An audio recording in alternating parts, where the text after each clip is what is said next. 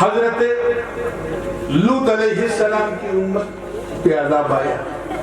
نبی کی توہین جرم کئی تھے، لیکن جناب لوط نے اپنی قوم کو ایک برے کام سے روکا، اور قوم نے کیا کہا؟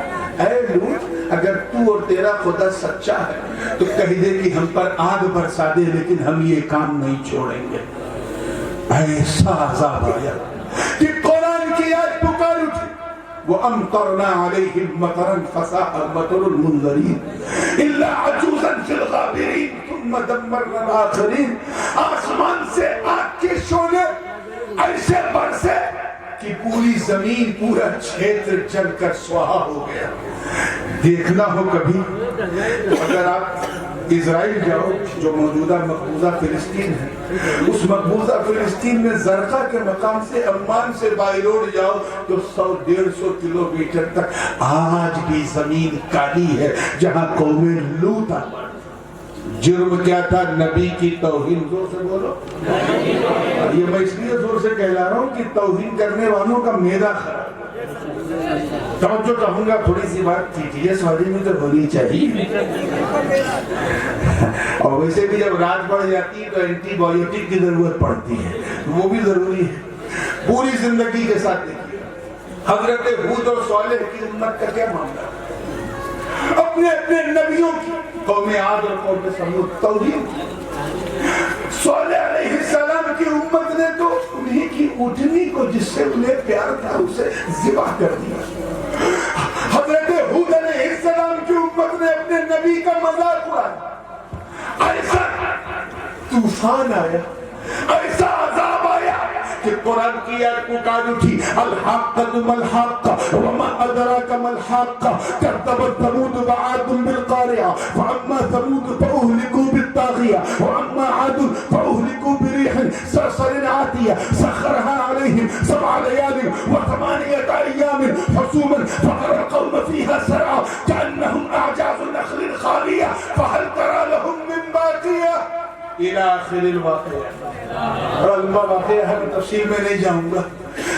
طوفان آیا، اللہ جانے وہ کیسی آگی تھی. 7 دن، زور سے بولو کتنے دن؟ 8 دن 7 رات تک پوری امت پر وہ آندھی منڈراتی رہی. قوم کبھی سر اوپر سے نیچے، نیچے سے اوپر، اور کبھی پہاڑوں کی کوہ سے لوگ ایسا گرتے تھے جیسے کھجور کے پیڑ سے چھال ٹپک رہی ہو. جرم کیا تھا؟ نبی کی توہین. زور سے بولو کیا. یہ دیکھنا ہے تو کبھی مدینہ منورہ جا کر خیبر جائیے، اور خیبر سے جو شام والا موٹر وے ہائی وے، اس پر جب آپ چلیں گے تو 100-150 کلومیٹر کے بعد وہ علاقہ آئے گا جس کا بھی ماڈرن نام العلا ہے، پرانا نام مدائن صالح ہے. میں جا چکا ہوں وہاں. آج بھی ٹگلے ٹگلے پہاڑ، قریب 50-60 کلومیٹر تک موم بتیوں کی طرح ٹگلے ہوئے پٹھار، اور ان کے اندر بنے ہوئے مکان جن کا ذکر قرآن میں ہے، وَيَنْحِتُونَ مِنَ الْجِبَالِ بُيُوتًا. لیکن کچھ نہ بچا، سب ختم، کیونکہ انہوں نے نبی کی توہین کیا. بنی اسرائیل کا کیا مسئلہ تھا؟ جن لوگوں نے حضرت موسیٰ کو قبول نہیں کیا، انہوں نے جب حضرت موسیٰ نے ان سے کہا کہ اے لوگوں چلو فرعون بہت سرکش ہو گیا، اس سے جہاد کرنا ہے، چلو میرا سپورٹ کرو، تو کیا کہا انہوں نے؟ یا موسیٰ اذهب انت وربک فقاتلا انا ہاہنا قاعدون. اے موسیٰ تم اور تمہارا رب جاؤ، ہم تو نہیں بیٹھے رہیں گے. صرف اتنا کہا تھا، عیسیٰ عذاب آیا کہ وہیں بیٹھے رہ گئے، اور دریائے نیل انہیں نگل گئی، اور انہوں نے راستہ پار کر لیا جو دامن کلیم پکڑے ہوئے. جرم کیا تھا؟ نبی کا توہین. میں تم سے پوچھتا ہوں، آگے اپنی غیرت ایمانی بیدار کر کے ذرا محسوس کرو کہ راز کیا ہے. کہ پہلے تو بڑی آسانی سے عذاب آ جاتا، چاہے نبی کی معمولی توہین ہو یا بڑی توہین ہو یا جیسی بھی توہین ہو، عذاب. زور سے بولو. نبی نے قدم رکھا مکے میں، عذاب آنا بند. رحمت للعالمین آئے تو شانتی کا دودھ بن کے آئے، عذاب آنا بند. ایک فرعون کا عذاب آ گیا، ایک نمرود کا عذاب آ گیا، ایک حامان کا عذاب آ گیا، ایک شداد کا عذاب آ گیا۔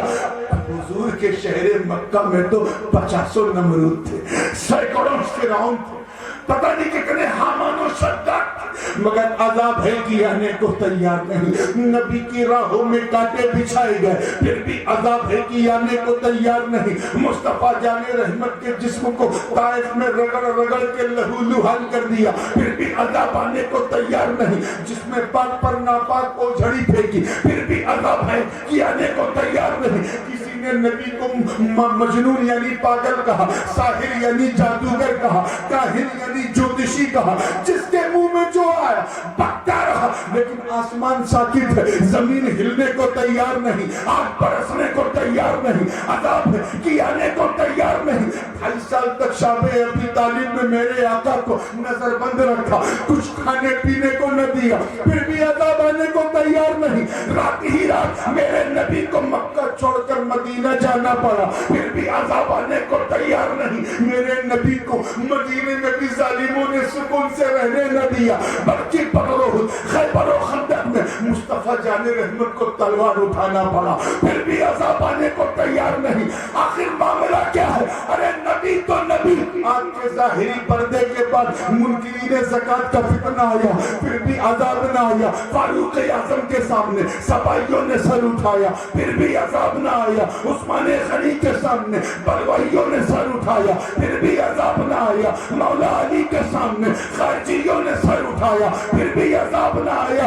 آقا حسین کے سامنے یزیدیوں نے سر اٹھایا، پھر بھی عذاب نہ آیا۔ اعتزال کا فتنہ آیا، عذاب نہ آیا۔ خارجیت کا فتنہ آیا، عذاب نہ آیا۔ ناصبیت کا فتنہ آیا، عذاب نہ آیا۔ رافضیت کا فتنہ آیا، عذاب نہ آیا۔ قدریت کا فتنہ، جبریت کا فتنہ، جہمیت کا فتنہ، معتزلیت کا فتنہ، ایک چکرالیت کا فتنہ، نیچریت کا فتنہ، اور آخر میں تمام فتنوں کی اماں وہابیت اور وحدیت اور سلفیت اور دیوبندیت کا فتنہ آیا۔ نبی کی شان میں گستاخی کا بازار گرم ہوتا رہا، مگر عذاب آنے کو تیار نہیں۔ نبی کو مر کے مٹی میں ملنے والا کہا، پھر بھی عذاب آنے کو تیار نہیں۔ ان کو حاضر و ناظر نہ مانا، پھر بھی عذاب آنے کو تیار نہیں۔ نبی کے علم شریف کو جانوروں، پاگلوں، سبی اور بہائم سے ماد اللہ تشبیہ دیا، پھر بھی عذاب آنے کو تیار نہیں۔ جس کے منہ میں جو آیا وہ پکتا بھی رہا، کتابوں میں لکھتا بھی رہا، اور آج چند سڑک چھاپ پاکھنڈی ٹائپ کے لوگ مصطفیٰ کے کردار پر انگلی اٹھاتے۔ کوئی ہماری ماں ام المومنین عائشہ صدیقہ کی عمر پر انگلی اٹھاتا ہے، کوئی ان کے وقت زواج پر انگلی اٹھاتا ہے، کوئی مصطفیٰ کے کردار پر انگلی اٹھاتا ہے، اور کوئی کہتا ہے کہ دشہرے میں ہم مسلمانوں کے نبی کا پتلا جلائیں گے۔ اتنا سب کچھ ہو رہا ہے، یہ سورج بجھنے کو تیار نہیں، چاند ٹوٹنے کو تیار نہیں، زمین بکھرنے کو تیار نہیں، طوفان نوح دوبارہ آنے کو تیار نہیں۔ اے قرآن تو بتا I'm asking you، کیونکہ تو نے پچھلے نبیوں کی امت پر جو عذاب ہے اسے خوب ڈیٹیل میں بتایا ہے۔ تو بتا، اب تو سڑکوں پر پارلیمنٹ سے لے کر ہر جگہ حق تو یہ ہے کہ جلسوں میں بھی نبی کی توہین ہو رہی ہے۔